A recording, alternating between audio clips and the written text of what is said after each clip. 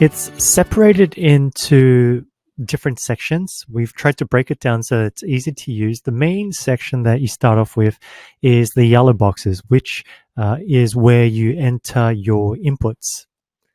So the inputs are broken down into your target requirements. So what product it is, what price you want to sell it for, what margins you're trying to achieve, etc.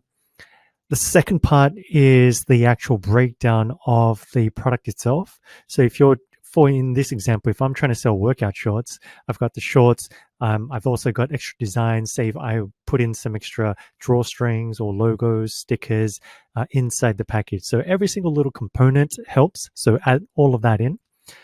And that all comes down. So there's one pair of shorts, one packaging, one string, one logo, one sticker. It all comes out to $6.40. The next part is the operational side, which can also be included in your COGS. So that's things like your freight cost, tariffs, price to ship to Amazon, labor cost, any additional fees, referral fees, etc. So you can hover over any of the black triangles to see the extra comments that we've included. So once all of this is done, the calculator then goes ahead and pulls in the information and will give you the information based on your target price. And this is a sensitivity matrix, which means that it's going to show you the different changes based on slight differences in the target price. So this is at a 10% increase in the price, 15%, 20, and on the flip side, minus 10, minus 15, minus 20. And using that information, it will update the gross margins as well as the margins, operating margin. Note that this is not net margins because net margin is after interest and taxes. And then finally here you have the flip of gross profit. So actually showing you the ROI. So if your target's aim is to achieve, say, 40% on your gross profit, then enter 40. If you want to do volume and go for lower margins, then you can just enter 30, update it here, and adjust accordingly. So let me change that back to 40. So this is the main results page so that you can understand how your breakdown works. The charts here will help you see what the total cost is being broken down into. So you can see that, like, the blue is the actual product cost after factoring in the COGS, as well as all the other variable expenses. Red is the fees, orange is the fees, and red is the referral rate, so the 15%. So it tells you how much of that pie is being eaten by what. And this is just a different look where it actually combines all the extra stuff, like here as well.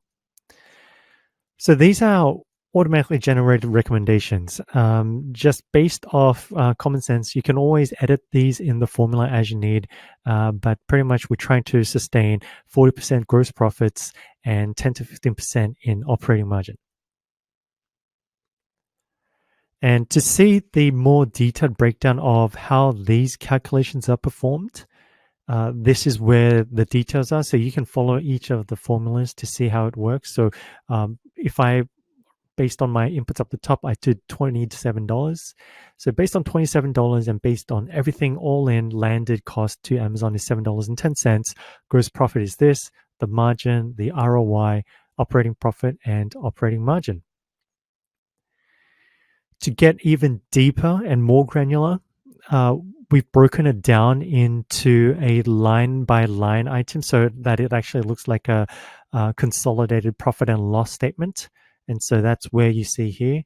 And having these extra price assumptions here, it really helps you to understand the impact a single small pricing change or lowering the cost of something in your packaging, it can really have an effect on your bottom line.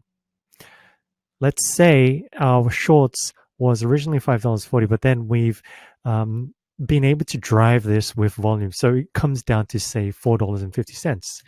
Okay, so everything goes down, and then you'll see that before it was 40%, but now it's 44.9. And if you look at the target price range in the PLL, you'll see that just because of that one simple change, your ROI has gone up dramatically.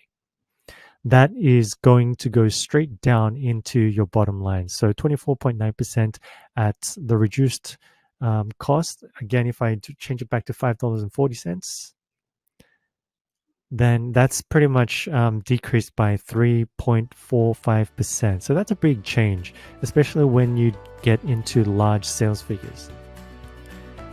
So that's how you use this pricing calculator and how to read the information. Remember that it's all broken down into sections, so follow it one at a time and you are good to go.